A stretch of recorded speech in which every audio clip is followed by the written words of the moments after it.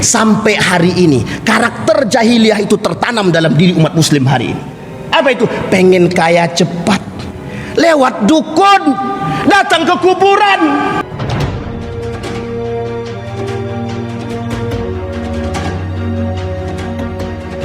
Di dalam Al-Quran Allah berfirman, man yuhajir fi sabilillah yajid fil ardi muragaman katsira wasa'a wa man yakhruj min baitihi muhajiran ila Allah thumma yudrikul maut faqad waqa'a ajruhu 'ala Allah. Dalam satu syair dikatakan, safir tajid 'iwadan amman tufariquhu wansab fa inna ladzizal 'aisi fin nasab. Di dalam ayat yang lain Allah justru berfirman, karena ayat ini berkaitan dengan mic-nya agak bisa turun sedikit ya. Karena ayat ini berkaitan dengan Madinah, maka Allah menurunkan satu ayat. Kata Allah, innamal mu'minuna ikhwah fa aslihu baina akhawaykum. Kata turun lagi, tes biar jauh lah sedikit. Anda lah itu aman. Takut di bawah mulut ya. Baiklah. Baik Bapak Ibu sekalian yang berbahagia, kayaknya mic-nya juga nggak rintuk tuh kayaknya sama saya ya, mudah-mudahan tidaklah. Baik Bapak Ibu, dalam ayat yang tadi kita bacakan, dua ayat tersebut dan satu syair tadi, itu kalau kita bicara sejarah otomatis itu kita dapatkan dalam konteks yang pertama, ayat yang terakhir itu tentang hijrah. Ketika tentang hijrah itu Nabi dapat kecaman yang cukup lah, karena memang dianggap oleh sebagian kalangan, dianggap oleh sebagian kelompok bahwa Nabi takut. Jadi alasan Nabi hijrah ke Madinah, kita bicara peradaban Islam periode Madinah, karena ini periodenya hijrah. Jadi Bapak Ibu, ketika baginda Nabi Muhammad SAW itu hijrah dari Mekah ke Madinah atau dari Mekah ke Yasrib, itu konteksnya sudah berbeda itu. Jadi orang-orang menganggap Nabi takut, Nabi cemen. Kenapa mereka bilang takut? Karena kabur dari Madinah, dari Mekah, kabur deh.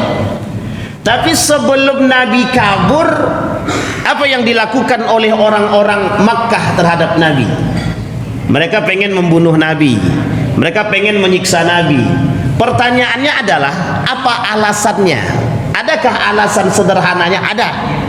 Alasan mengapa mereka membunuh Nabi, mereka menyingkirkan Nabi, bukan persoalan yang sifatnya strata, bukan. Tapi persoalannya sederhana saja. Persoalannya itu adalah persoalannya gengsi. Sekarang kita tanya, Yahudi percaya enggak sama Allah? Yahudi percaya enggak sama Allah? Percaya. Nasrani percaya enggak sama Allah? Percaya, karena bagi mereka Tuhan ini sama. Nenek moyangnya mereka Ibrahim dan Ismail. Jadi kalau ditarik jalur ke atas, itu mereka sama. Dulu tauhid itu di Mekah. Jadi bapak nenek moyang mereka semua menganggap Tuhan Allah itu satu. Tapi ada kelompok yang memang tidak sepakat dengan Muhammad. Ada kelompok yang memang tidak menyukai kedatangan Muhammad sebagai seorang nabi yang dianggap membawa agama baru. Bagi siapa dia? Bagi paganisme. Tahu Bapak Ibu paganisme ini siapa? Musyrikun, orang musyrik.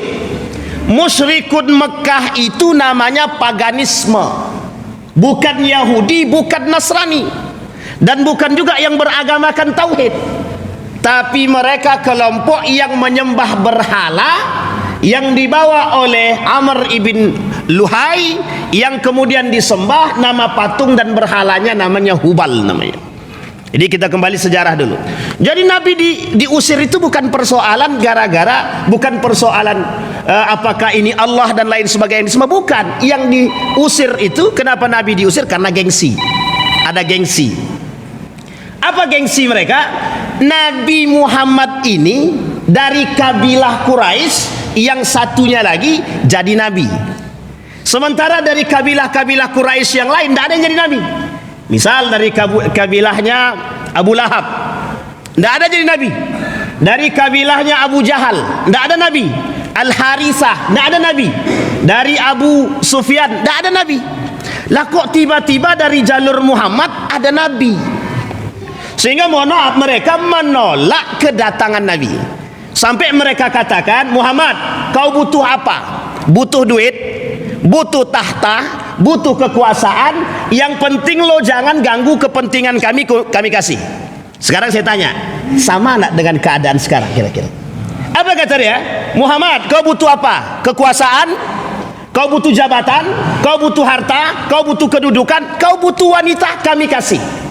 Setengah hartaku, kata Abu Lahab, ambil. Yang penting kau berhenti menyebarkan agama ini. Tahu alasannya apa? Kepentingan. Apa kepentingan mereka? Apa kepentingan mereka? Abu Sufyan punya kepentingan. Apa kepentingan Abu Sufyan? Kepentingan Abu Sufyan adalah sebagai ketua adat. Kepentingan Abu Lahab ketua suku. Kepentingan Abu Jahal sama. Sehingga ketika Muhammad datang sebagai seorang nabi, orang datang mohon maaf sujud, atau orang kemudian menyembah kepada Tuhannya Muhammad, atau orang berpegang teguh dengan Muhammad. Sehingga mohon maaf Bapak Ibu, kata Abu Lahab, ini orang sudah menggeser kepentingan kami. Apa yang dibawa oleh Muhammad? Harta tidak boleh berlebihan, budak harus dibuang, joget-joget nggak boleh lagi. Itu joget-joget. Kira-kira ibu-ibu masih ada yang joget-joget enggak kira-kira? Oh, berarti banyak yang tersinggung kalau gitu. Ini kalau bicara jahiliyah, Pak, di jahiliyah semua sekarang itu. Ini kalau kita bicara jahiliyah. Apa kata dia? Biduan enggak boleh lagi, judi enggak boleh lagi, khamar enggak boleh lagi.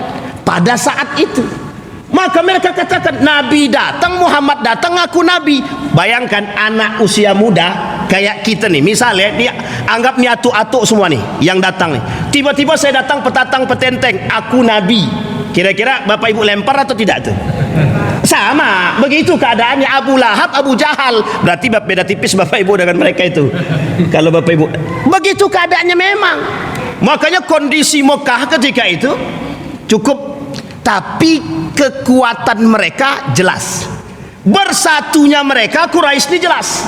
Nah kemudian mengapa kok Nabi hijrahnya ke Yasrib?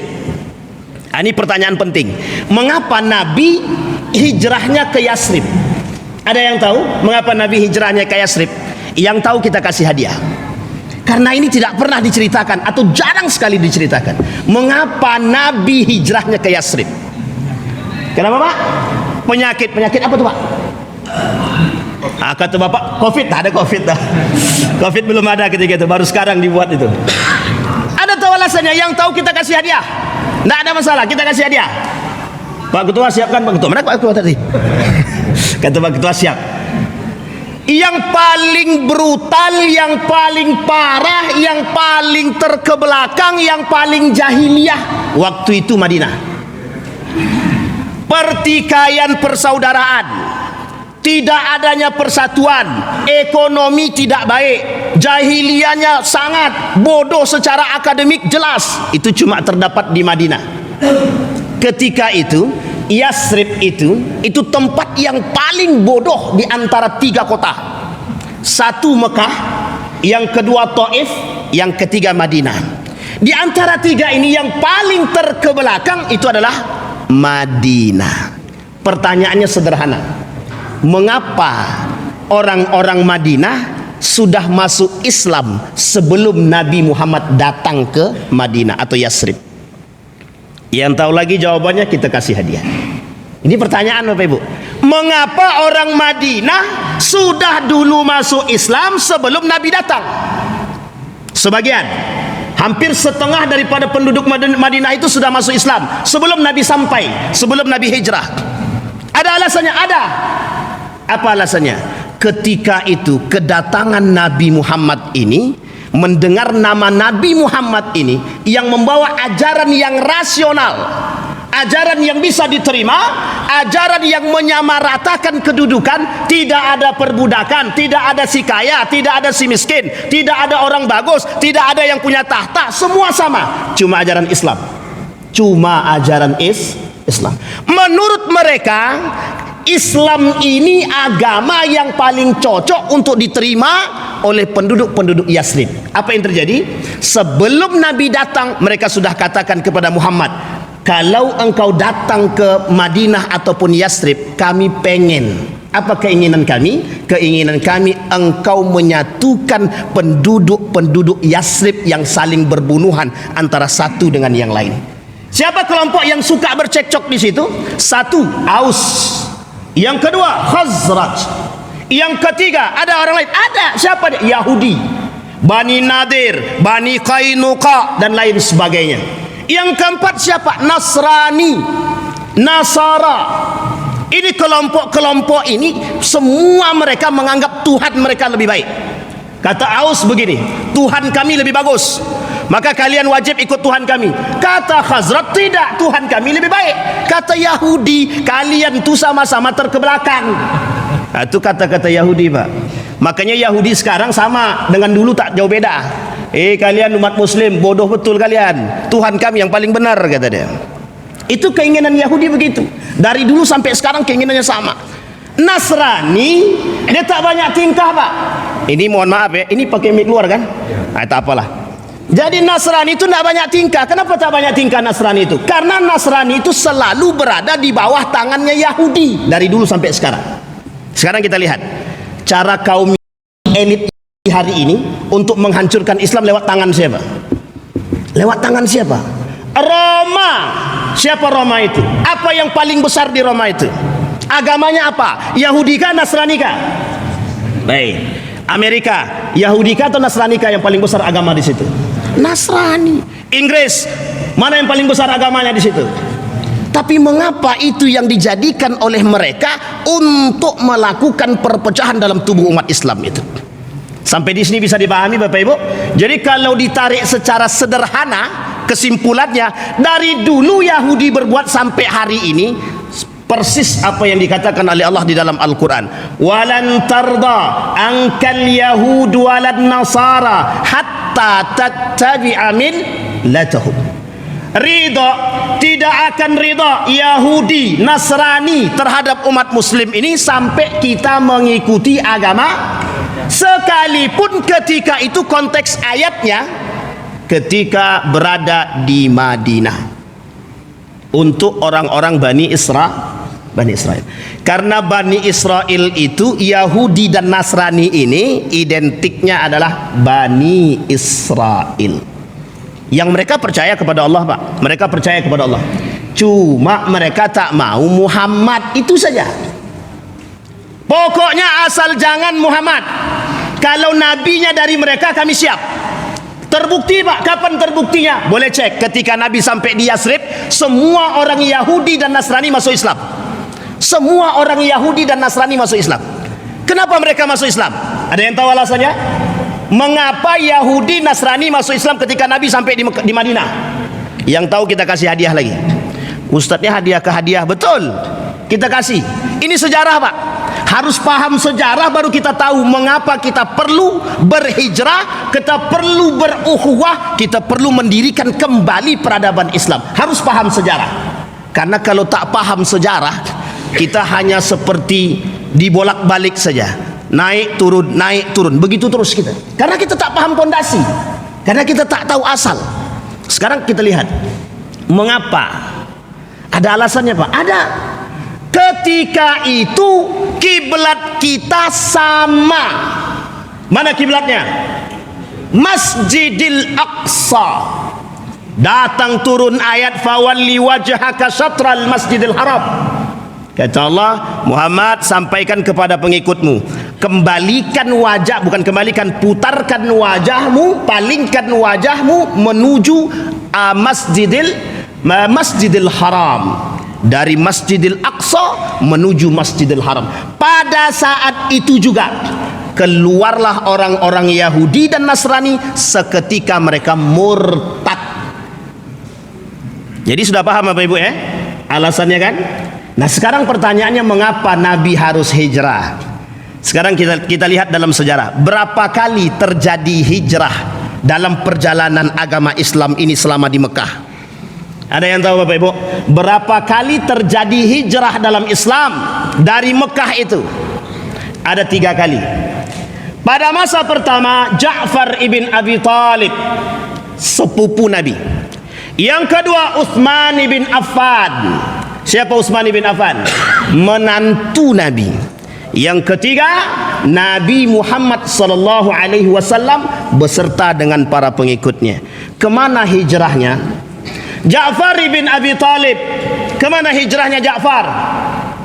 Kemana Bu? Habasah, Najasyi. Perhatikan baik-baik.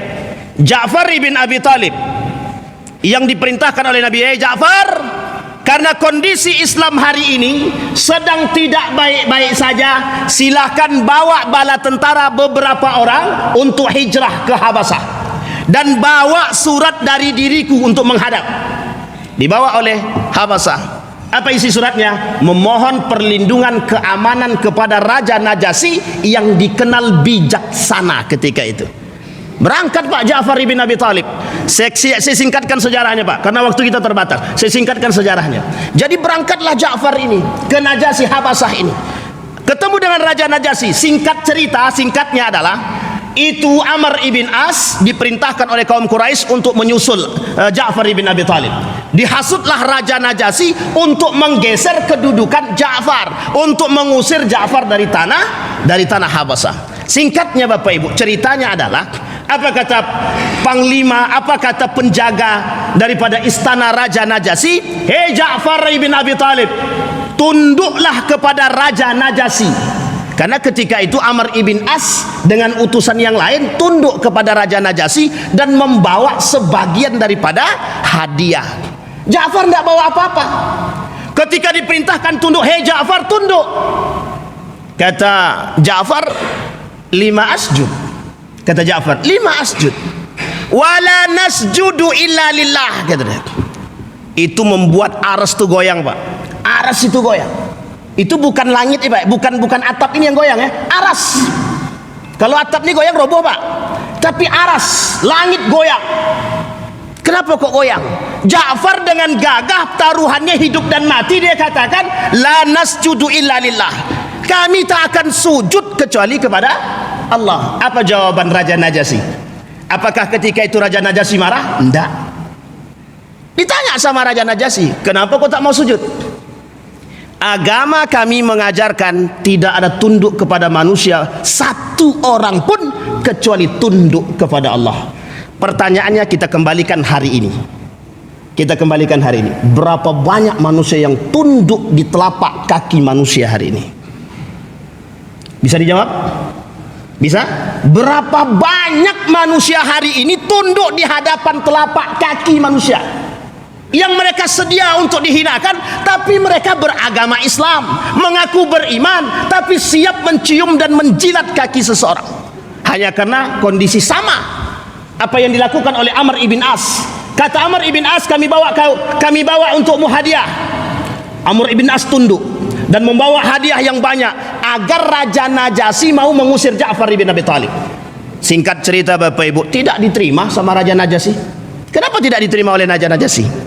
Kata Raja Najasyi, tunggu dulu, aku mau tahu agama yang dibawa oleh Ja'far ibn Abi Talib. Disampaikan oleh Ja'far ibn Abi Talib, dijawab sama Raja Najasyi, agama ini masuk akal dan bisa diterima. Oleh karena itu kembalikan hadiah dari Amr ibn As, suruh mereka pulang sebelum aku penjarakan. Malu bukan main Pak Amr ibn As itu. Jadi Bapak Ibu, mohon maaf. Ja'far ibn Abi Talib menjaga akidah di tengah antara hidup dan mati. Islam sudah setenang ini, Islam sudah sebaik ini, tinggi di hadapan manusia luar, tapi yang merendahkan Islam itu justru umat muslim itu sendiri, dengan merendahkan dirinya di hadapan manusia dan musuhnya. Itu yang pertama. Yang kedua, Utsman bin Affan ke Madinah. Yang ketiga disusul oleh baginda Nabi. Bapak Ibu sekalian yang berbahagia, perlu dipahami dalam sejarah hijrahnya Nabi. Perlu dipahami betul. Nabi hijrah bukan karena takut dengan penduduk Quraisy, bukan. Nabi punya strategi yang harus Nabi pikirkan. Nabi kuatkan ekonomi, Nabi kuatkan persatuan, Nabi kuatkan ukhuwah, Nabi kuatkan iman, Nabi kuatkan segalanya. Bayangkan ketika Nabi hijrah dari Mekah ke Madinah, di tengah perjalanan ada seorang pemuda, An-Nu'man ibn Makarin al-Muzayyad. Apa kata pemuda tersebut? Bercerita kepada kelompok-kelompoknya, kepala suku, dia katakan, selama ini kita mendengar keberadaan Muhammad baik saja. Selama ini kita mendengar berita tentang Muhammad, orangnya kasih sayang saja, tak pernah kita dengar yang buruk. Dijawab, dikatakan oleh An-Nu'man ibn Makarin, sekarang apa yang melarang kita untuk mohon maaf masuk mengikuti risalah yang dibawa oleh Muhammad? Apa kata An-Nu'man? Singkat cerita, besok pagi jam 8 pagi aku tunggu kalian di gerbang yang mau ikut bersamaku untuk masuk ke dalam risalah agama yang dibawa oleh Muhammad. Bapak Ibu, kira-kira ini An-Nu'man ibn Makarin, kira-kira berapa orang yang dalam pikiran kita, tebak ya, tebak-tebakan, berapa kira-kira yang akan ikut An-Nu'man masuk ke dalam agama daripada Muhammad ini? Berapa kira-kira? 1, 2, 3 atau 10? Ada yang tahu Pak? Kata ketua 3. Ada yang lain? Satu kampung Pak. Keluar satu kampung An-Nu'man ibn Makarin bersama An-Nu'man, satu kampung semuanya masuk Islam. Itu kelembutan Pak. Kita hari ini satu kampung keluar daripada Islam tanpa sadar, murtad. Gara-gara apa? Kita tak pernah menghijrahkan hati kita. Makna hijrah yang sesungguhnya itu bukan, mohon maaf, Anda datang dari satu tempat ke tempat yang lain, itu musafir namanya. Hijrah yang terbaik kata para ulama, menghijrahkan hati dari yang tidak benar menjadi yang benar. Hari ini bukan begitu. Dulu orang zaman dulu benar-benar Pak, kelakuannya baik. Nak, jangan keluar malam. Hari ini, nak, kau tak keluar malam, kata mamanya. Coba bayangkan, begitu karakter manusia hari ini. Persoalan itu sederhana, muamalah. Bagaimana dengan persoalan akidah? Nah, kalau kau tak belajar, bodoh. Kalau kau tak minum obat, tidak akan sehat. Rusak akidah kita. Pergeseran akidah, pergeseran nilai terjadi pada masa Ismail alaihissalam. Nabi Ismail membangun tauhid begitu nyata. Datang Amr ibn Luhai, dia cukup bawa satu patung. Di dalam patung dia kasih jin, setan, hantu belau dia masukkan. Dia bacakan mantra-mantra. Hampir setengah penduduk Mekah pindah agama dari tauhid menuju patung berhala yang disembah. Pertanyaannya satu saja, apa alasannya? Karena apa yang diminta oleh Amr ibn Luhai langsung dikabulkan. Ketika itu instan dalam otak manusia ketika itu. Sampai hari ini karakter jahiliyah itu tertanam dalam diri umat muslim hari ini. Apa itu? Pengen kaya cepat, lewat dukun, datang ke kuburan.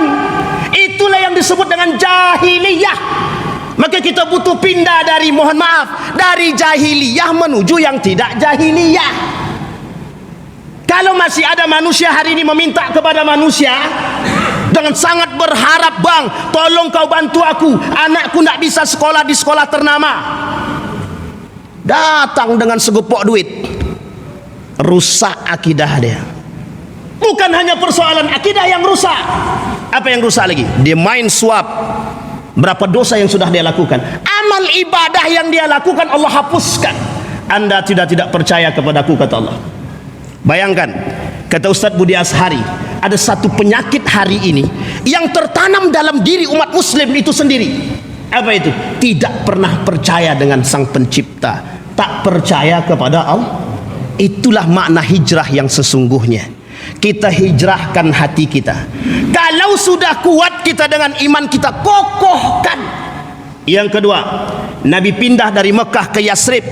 Tujuan Nabi yang kedua apa? Mempersatukan Aus dan Khazraj, mempersatukan Ansar dan Muhajirin, mempersatukan Yahudi Nasrani.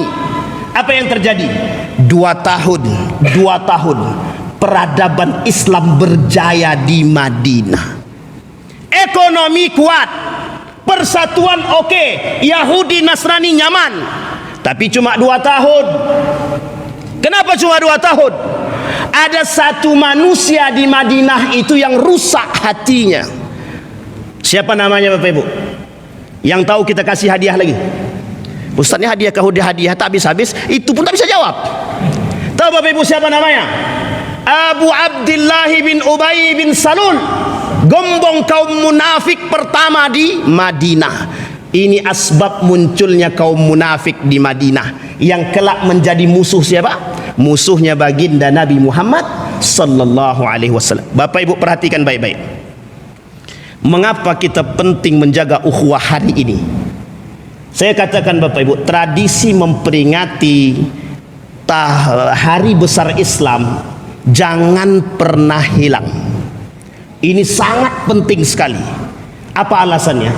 Alasannya satu, begitulah cara kaum-kaum orientalis Barat, orang-orang Nasrani, orang-orang Yahudi ingin menghilangkan nilai-nilai agama itu dalam tubuh umat Muslim hari ini. Kelak kalau umat Muslim sudah lupa dengan agama, apa yang terjadi? Apa yang terjadi? Kebodohan di bidang agama merajalela. Apa kata Nabi? Mereka semua akan kembali, kata Nabi. Kemana? Jahiliyatun. Kembali kepada jahiliyah.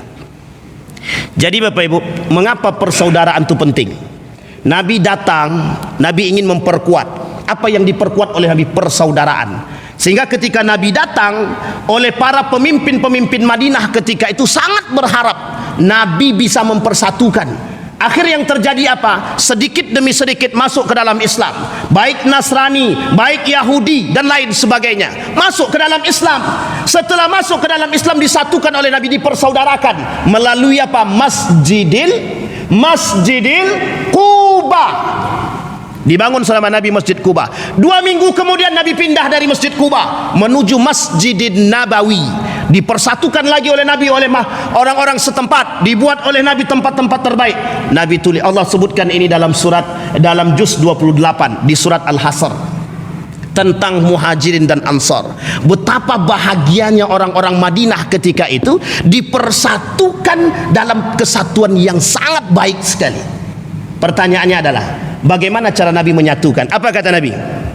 Ketika Allah turunkan ayat, ketika Nabi mengatakan dalam hadisnya, kata Nabi, kata Allah dalam Al-Quran, innamal mu'minuna ikhwah fa aslihu baina akhawaikum. 1. Ayat kedua, kata Nabi, barang siapa yang mau menerima kedatangan muhajirin dan mereka masukkan ke dalam rumah mereka, Allah jamin bagi mereka surga. Semenjak mendengar kalimat itu, semua orang-orang Ansor katakan, hei kaum muhajirin, silahkan kalian masuk dalam rumah kami. Kalian tidur di kamar, kami tidur di luar. Diabadikan dalam surat Al-Hasr. Begitulah cara Nabi menyatukan, membuat mereka saling mencintai antara satu dengan yang lain. Kokoh selama Nabi hidup sampai pada masa Ali bin Abi Thalib. Ini kita bicaranya pada masa Nabi ya. Kita tak bicara pada Ali bin Abi Thalib, Utsman bin Affan, Umar bin Al-Khattab atau Abu Bakar Siddiq. Karena waktu kita mepet sekali. Singkat cerita Bapak Ibu, bagaimana cara Nabi setelah terjadi persatuan tersebut? Ada musuh, ada siapa musuhnya? Yahudi. Ada musuh, ada Nasrani. Bagaimana caranya? Nabi dekatkan Yahudi, Nasrani. Kenapa bisa mendekatkan ketika itu?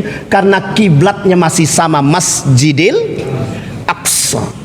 Bersatulah semua Pak, bersatu semua. Setelah semua bersatu, dibangun sama Nabi satu undang-undang perdamaian nomor 1 di dunia yang tidak pernah ada tandingannya. Namanya Piagam Madinah, yang menjadi salah satu referensi munculnya Piagam Jakarta. Referensinya Piagam Madinah. Apa tujuannya Piagam Madinah? Menyatukan semua yang ada di Madinah, baik muslim, non muslim. Apa kata Nabi? Orang kafir yang tidak menyerang Anda berada dalam tahanan kita. Kalau kalian menyakiti mereka, kalian menyakitiku, kata Nabi. Jadi bayangkan Pak, Nabi menjaga semuanya, dijaga Nabi. Cuma ada tukang hasut ketika itu. Ini masalah nih. Siapa namanya? Abu Ubaid bin Salul. Apa kata Abu Ubaid? Bro, kau harus mau berkhianat, kata dia. Pokoknya keluar aja kalian dari Islam, dari kesepakatan itu. Karena apa? Karena dia tak dapat jabatan. Ini dia, Pak. Jadi kalau ada orang yang tak dapat jabatan, yang kepentingannya terganggu, sukanya begitu memang. Memang karakternya orang munafik begitu memang. Apa yang dilakukan oleh Abu Ubaidah bin Salul? Dihasutnya Yahudi, dihasutnya Nasrani, Pak. Apa yang terjadi ketika mereka hasut Yahudi dan Nasrani? Kemudian mereka keluar daripada perjanjian, mengkhianati perjanjian yang disebut dengan Piagam Madinah. Semenjak saat itulah terjadi pertikaian di Madinah. Diusir sama Nabi orang-orang Yahudi, diusir satu-satu. Bani Qainuqa diusir, Bani Mustalik diusir. Berangkat mereka keluar dari Madinah. Ada yang ke Khaybar, ada yang ke Tabuk. Kelak terjadi perperangan namanya perang Tabuk, perang Khaybar dan lain sebagainya. Singkat cerita Bapak Ibu, mengapa ukhuwah Islamiyah menjadi satu sentral terbaik ketika itu? Tadi Ustadz kita mengatakan bahwa satu sumber persatuan umat ketika itu adalah masjid. La masjidu ussisa ala taqwa min awwali yaumin ahaqqu an taquma fihi rijalun yuhibbu ayyatatahhar wallahu yuhibbul mutahhirin. Bapak Ibu perhatikan, orang munafik ingin menghancurkan Nabi, bangun masjid. Mohon maaf, jangan tersinggung. Orang munafik ingin bunuh Nabi, dia bangun masjid. Jadi sekarang mohon maaf, kejadian itu akan terjadi sama. Akan banyak orang-orang membangun masjid, tapi mohon maaf tujuannya untuk menghancurkan perpecahan. Itu ada. Dan itu sudah terjadi pada masa Nabi. Nama masjidnya Dirar. Masjid Dirar. Diabadikan dalam Al-Quran. 500 meter di depan Masjid Quba. Pulang Nabi dari perang Tabuk, diperintahkan oleh Allah, hancurkan itu masjid. Apa yang dilakukan oleh Nabi? Nabi katakan kepada para sahabat, sampai di Madinah hancurkan Masjid Dirar. Dihancurkan, Pak. Bapak Ibu tahu alasannya, tujuannya apa dibangun masjid tersebut? Kalau Nabi masuk meresmikan masjid tersebut, mereka bunuh Nabi di situ. Mereka lupa kalau Nabi ini punya Allah. Mereka lupa. Nah, inilah yang terjadi dengan kita sekarang. Hari ini kita merasa tidak bisa bersatu. Kita merasa setiap orang di antara kita ini semua punya kemampuan dan kekuatan. Seolah-olah kita lupa dengan Allah. Kita lupa dengan Allah. Maka kunci persatuan itu satu saja kuncinya. Yang dilakukan oleh siapa? Yang dilakukan oleh siapa? Salahuddin Al-Ayyubi. Apa yang dilakukan oleh Salahuddin Al-Ayyubi sebelum dinasti Ayyubiyah berdiri? Apa yang dilakukan? Yang dilakukan oleh Salahuddin Al-Ayyubi, Imam Al-Ghazali, Syekh Abdul Qadir Al-Jalani, dikumpulkannya, dia datang satu tempat ke tempat yang lain. Tuhan kita satu. Tuhan kita satu. Al-Quran kita sama. Nabi kita sama. Apa yang membuat kita berpecah? Begitu kan Pak sama Salahuddin Al-Ayyubi. Dibangun madrasah, pendidikan agama. 50 tahun kemudian terbentuk satu peradaban Ayyubiyah yang bagus. Apa tujuannya? Menghancurkan perang salib. Hanya 3 hari Ayyubiyah berhasil meruntuhkan tentara salib. Tapi bayangkan dinasti Yarmuk yang sudah berdiri kokoh dan bagus, kenapa dia tak bisa menghancurkan tentara salib? Kecintaan mereka para pejabat terhadap dunia. Sampai mereka katakan, merpati kami yang hilang lebih penting daripada nyawa 70.000 rakyat Palestina yang terbunuh. Itu yang terjadi sekarang. Bagaimana kita mau bisa bersatu sementara yang digadang-gadangkan adalah dunia? Bagaimana kita bisa mencetak generasi yang Qur'ani, generasi yang takwa, generasi yang baik, beriman? Sementara universitas kita tak pernah, mohon maaf, tidak pernah punya tagline iman, takwa, tidak pernah. Yang penting lo keluar dari universitas dapat kerja, itulah yang terbaik. Jadi kalau Anda jadi orang yang bermanfaat di sana, iman Anda kokoh, itu tidak dipandang orang. Yang dipandang orang, Anda kerja di mana? Oh, di Chevron. Oh, di A, di B, di C, perusahaan besar. Bangga. Karena yang dicetak oleh universitas adalah yang keluar harus bisa dapat kerja. Orientasi kita rusak. Orientasi kita merendahkan akidah, menjauhkan diri daripada Allah. Itulah tujuan kita malam hari ini, mengembalikan nilai-nilai tersebut. Inilah yang disebut dengan hijrah. Ketika iman ini terbentuk, kata Salahuddin Al-Ayyubi, kata Imam Al-Ghazali, dibarengi dengan ilmu yang baik, maka akan terbentuk persatuan, ukhuwah yang kuat. Ketika ukhuwah yang kuat berdasarkan dengan iman, inilah kemudian program nyata daripada peradaban. Bapak Ibu, kita kasih kalimat sederhana. Peradaban diambil dari kalimat apa? Adab. Sekarang saya tanya, kalau ada orang tidak beradab, ada tidak peradabannya? Sekarang pertanyaan, mengapa mereka tidak beradab? Pertanyaannya sederhana, mengapa mereka tidak beradab? Pada masa Nabi, Nabi jaga akhlaknya. Pada masa Nabi katakan agama memberikan regulasi, nilai yang baik. Orang beriman pasti beradab. Orang beriman. Sekarang saya tanya, ada enggak orang yang mengaku beriman tapi tak beradab? Mengaku beriman tapi tidak beradab, berarti ada tolak belakang. Apa tolak belakangnya? Iman dengan adab. Seharusnya kalau dia beriman beradab.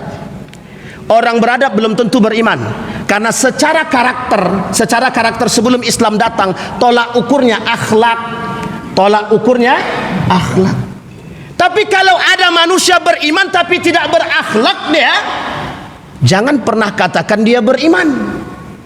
Bisa dipahami Bapak Ibu? Contoh, ada anak solat 5 waktu di masjid. Secara zahir kira-kira beriman apa tidak beriman? Secara zahir. Sekarang saya tanya, ketika dia menggugat ibu kandungnya dimasukkan ke dalam penjara gara-gara harta warisan, beriman apa tidak? Beradab apa tidak? Jadi jangan salah Pak. Akhlak itu penting, adab itu penting. Apa kata Umar bin Khattab? Kata Umar bin Khattab, "Adibu qabla an tata'allamu." Beradablah sebelum engkau berilmu. Kita hari-hari ini kehilangan adab. Apa kata, mohon maaf, Profesor Dr. Said Naqib Alatas almarhum, hafizahullah insyaallah. Apa kata dia? Kata beliau, loss of adab. Manusia hari ini hilang adab. Anak dengan orang tua tak punya adab. Anak mahasiswa dengan dosen tak punya adab. Murid dengan dosen tak punya adab. Dengan guru tak punya adab. Guru dengan murid tak punya adab. Orang tua dengan anak tidak punya adab. Jadi mohon maaf, hilang. Tidak ketemu Pak. Semuanya bertolak belakang. Apa yang harus kita lakukan?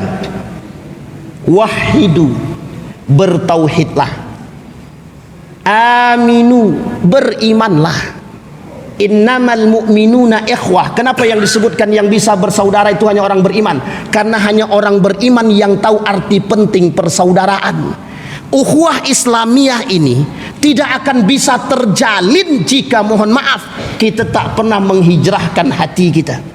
Sekarang kita lihat Pak, apa sebab runtuhnya ukhuwah? Perpecahan, fanatisme, hilang ilmu, mohon maaf, lemah ilmu, tingginya fanatisme. Kelompok menganggap paling benar, selalu menganggap diri paling hebat. Yang ketiga, tidak punya iman. Ketika kita katakan lemah ilmu, du'ful ilmi, du'ful iman, fanatisme yang tinggi, inilah asbab. Dan ketiga-tiga ini adalah karakternya orang jahiliyatun. Jadi kalau ada Bapak Ibu tampak orang-orang begini, tapi tak boleh disebutin ya, meskipun tahu aja cukuplah. Ini jahiliyah Bapak nih gitu. Tapi jangan sebut, cukup dalam hati aja. Jadi jangan tersinggung Pak. Kalau ada orang masih berkelahi dengan persoalan-persoalan yang sederhana, berarti dia jahiliyah. Jangan tersinggung ya, jangan tersinggung. Jadi kalau ada orang hari ini kita melihat, ini fakta nyata Pak. Kalau ada orang hari ini tidak percaya dengan Tuhan, berarti beda tipis dia dengan jahiliyah. Kalau ada orang masih mengemis kepada manusia, berarti dia jahiliyah. Kalau ada orang hari ini dia masih juga, mohon maaf, mencintai harta yang berlebihan, kira-kira jahiliyah apa tidak? Saya kasih tahu Pak, karakter orang jahiliyah itu saya kasih tahu. Yang paling fatal ya, yang paling fatal di antara sekian banyak jahiliyah itu ada 70 lebih karakternya. Saya sebutin 3 aja. Minum khamar, itu karakter dia. Minum khamar itu berarti minum minuman keras. Judi. Sekarang saya tanya, Bapak Ibu masih ada enggak bapak-bapak yang main judi online? Kalau ada berarti jahiliyah. Tobatlah sekarang Pak. Cepat-cepat tobat. Ibu-ibu ada enggak yang main judi online? Kalau ada berarti jahiliyah. Ibu-ibu ada enggak yang joget-joget? Kira-kira jahiliyah enggak Ustaz? Allahu alam. Ini agak susah sedikit kalau dikerasin di sini, agak susah sedikit. Jadi Bapak Ibu, saya kasih satu contoh karakter jahiliyah ya, yang pernah saya temukan dan terjadi pada diri saya. Satu ketika saya ngisi kajian ibu-ibu di Pekanbaru. Saya bilang begini, ibu-ibu, joget itu dalam pandangan saya, ibu-ibu yang joget menurut pandangan para ulama yang konkret, yang benar, di hadapan laki-laki lain hukumnya haram, dosa. Ibu-ibu tahu apa yang dilakukan oleh mereka? Pas 17 Agustusan sekaligus pas acara nikahan, mereka joget, divideokan, dikirim ke saya, seolah-olah nantang dia. Nih Ustaz, kami sedang joget. Coba bayangkan, kira-kira berpikir siapa yang jahiliyah, saya apa dia? Yang jahiliyah saya apa dia? Tidak berani ibu bilang haram joget perempuan di hadapan yang bukan muhrimnya, haram, dosa. Apalagi jogetnya seperti Inul Daratista. Laki-laki mana yang tak tertarik? Sekarang saya tanya, bapak-bapak yang tidak, mohon maaf, yang normal. Iya, itu pertanyaan Pak, mohon maaf, 1 kali, 2 kali, 3 kali, jahiliyah. Ibu-ibu tahu ya, orang yang tidak, wanita yang tidak berkerudung pada masa dahulu sebelum Islam datang, itu hanya perempuan-perempuan hina. Perempuan yang terhormat bangsawan itu pakai kerudung walaupun setengah. Itu menunjukkan bangsawan, bukan bangsa yang hidup di awan, tapi ini bangsawan. Hari ini ada perempuan bukan tidak pakai kerudung, nggak pakai baju. Lebih jahiliyah mana kira-kira? Waktu itu Islam belum datang. Sekarang pelakunya muslim semua. Yang koruptor itu muslim apa tidak kira-kira itu? Nah, jangan sampai ke situ Ustaz. Itu sampai biarkan aja lah. Artinya apa yang hilang? Adab hilang. Adab kepada siapa? Adab kepada Allah dan Rasulullah sudah hilang. Kalau dengan Allah dan Rasulullah mereka tidak takut, berarti dengan manusia apa tak lagi. Saya kasih satu cerita. Ini lewat sedikit apa kan Ustaz? Nah, aman tuh, lewat panjang pun tak masalah kata dia. Jadi Bapak Ibu, Fir'aun itu dalam benak kita ini kejam. Saya baru membaca sejarah Fir'aun beberapa waktu terakhir ini. Saya baca sejarah Fir'aun. Ternyata Fir'aun itu tidak kejam. Fir'aun itu mensejahterakan rakyatnya. Boleh Bapak Ibu cari dalam catatan sejarah, ada enggak masyarakatnya Fir'aun itu yang tidak sejahtera? Kalau ada, kasih ke sini bukunya biar saya baca. Dari referensi yang saya baca enggak ada Pak. Tahu kesalahan Fir'aun itu apa? Menganggap diri dia Tuhan. Apa asalnya Pak? Dari mana dia menganggap diri dia Tuhan? Karena dia mampu melakukan semua, termasuk mensejahterakan rakyatnya. Sekarang saya tanya, ada pemimpin menyengsarakan, bukan mensejahterakan, menyengsarakan rakyatnya, lebih kejam dari Fir'aun atau bukan? Nah, Bapak Ibu yang bilang ya, bukan saya. Nah, itu kunci tuh. Ini masalah. Kenapa begitu? Karena ketika perkataan Nabi Musa itu kepada Korun, hei Korun, dulu kau baik, sebelum kau kaya, kau ingat Tuhan. Setelah kau kaya, kau tak ingat Tuhan. Apa kata Korun? Innama utituhu ala ilmin indi. Aku kerja keras. Semua kerja keras ini hasil jerih payahku sendiri. Jadi buat apa aku zakat? Buat apa aku sedekah? Sehingga apa yang dilakukan oleh Korun, setiap orang datang pinjam duit 2 kali lipat balik. Bukan 1 kali lipat, 2 kali lipat balik. Berapa pinjamnya? 10.000 balik berarti berapa? 20.000. Itu Qarun. Apa kata Qarun? Innama utituhu ala ilmin indi. Dibuangnya Tuhan dalam diri dia. Apa kata Fir'aun? Mana Tuhannya Musa? La'alli ablughul asma. Biar aku datang ke langit. Haman buatkan aku bangunan yang tinggi. Biar aku sampai ke langit. Aku pengen tahu Tuhan Muhammad itu yang mana. Tuhannya Musa itu yang mana? Coba, itu Fir'aun hanya karena mengaku Tuhan. Ternyata rakyatnya sejahtera Pak. Sejahtera. Pertanyaannya adalah, ini sudah tidak mengaku Tuhan tapi karakternya seperti Tuhan. Pemimpin-pemimpin yang zalim dalam catatan. Apa masalahnya? Tidak punya adab kepada Allah, tidak punya adab kepada Rasulullah. Inilah tujuan kita. Maka peradaban Islam ini Bapak Ibu yang dilakukan oleh Nabi yang pertama. Ini yang dilakukan oleh Nabi. Mengapa peradaban Islam di Madinah terbentuk selama 2 tahun? 2 tahun Pak. Orang pintar zaman sekarang lebih banyak pada masa Nabi. Lebih banyak sekarang daripada pada masa Nabi. Orang pintar. Kita bicara orang pintar, bukan bicara orang beriman ya. Orang pintar sekarang, arsitek sekarang itu lebih banyak daripada masa sekarang daripada masa Nabi. Betul ya? Sekarang saya tanya, ahli teknologi lebih banyak mana? Masa Nabi atau masa sekarang? Sekarang pertanyaannya, apa yang membuat peradaban sekarang naiknya lambat? Sementara pada masa Nabi 2 tahun. Apa yang perbedaannya apa? Iman. Perbedaannya apa? Iman. Maka Bapak Ibu sekalian yang berbahagia, peradaban Islam ini bisa bangkit. Satu, kalau kita beriman sesungguhnya iman, hakikatul iman, iman yang benar. Yang kedua, cara membuat iman yang benar ini Bapak Ibu harus melalui poin kedua. Apa itu? Berilmu. Bapak Ibu tidak akan temukan iman yang baik kecuali Bapak Ibu berilmu. Karena orang beribadah tanpa ilmu rusak. Orang berilmu tapi tidak ibadah, ya rusak juga. Rusak juga. Bisa dipahami Bapak Ibu? Poin penting. Pertama, iman. Nabi kokohkan iman para sahabat Muhajirin dan Ansar. Nabi kokohkan Aus dan Khazraj dan lain sebagainya.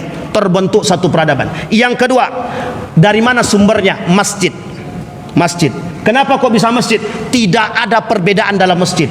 Anda mau siapapun, Anda mau mazhabnya Hambali, Maliki, Hanafi atau Syafi'i, tidak ada perbedaan. Anda gubernur, Anda presiden, Anda menteri, dalam masjid tidak ada perbedaan. Jadi karpet ini tak boleh ditulis presiden, tak boleh. Haram itu, haram. Kalau ditulis-tulis itu haram. Kenapa kok begitu haram Ustaz? Kok langsung haram-haram aja? Itu tandanya memberikan diskriminasi. Kita sendiri yang membeda-bedakan. Itu yang kedua. Masjid sumber Pak. Maka mohon maaf, hari ini tempat selamatnya umat muslim hari ini adalah masjid. Di luar masjid Bapak Ibu tidak akan temukan kesetaraan, tidak akan. Bahkan hari ini perempuan lebih ngotot Pak. Apa kata dia? Kesetaraan feminisme. Betul ya Ibu ya? Justru perempuan kalau sudah punya banyak duit, kau mau apa? Mau pergi dari aku? Silakan, kata perempuan tuh. Aku bisa cari laki lain, kata dia. Itu kurang ajar tuh Pak. Itu kalau istri begitu tolong didatangi, diruqyah kalau perlu. Itu yang kedua. Yang ketiga Bapak Ibu, mohon maaf, yang ketiga. Yang ketiga, adab, akhlak, pendidikan. Mohon maaf, ini yang terakhir sebelum saya tutup. Ta'addabu qabla an tata'allamu. Bapak Ibu, satu peran penting kita hari ini. Nabi, kalau dia katakan kepada para sahabat itu, yang dididik oleh Nabi apa? Adab. Cara Nabi mendidik bagaimana? Nabi beradab dulu, baru dia katakan kepada para sahabat beradab.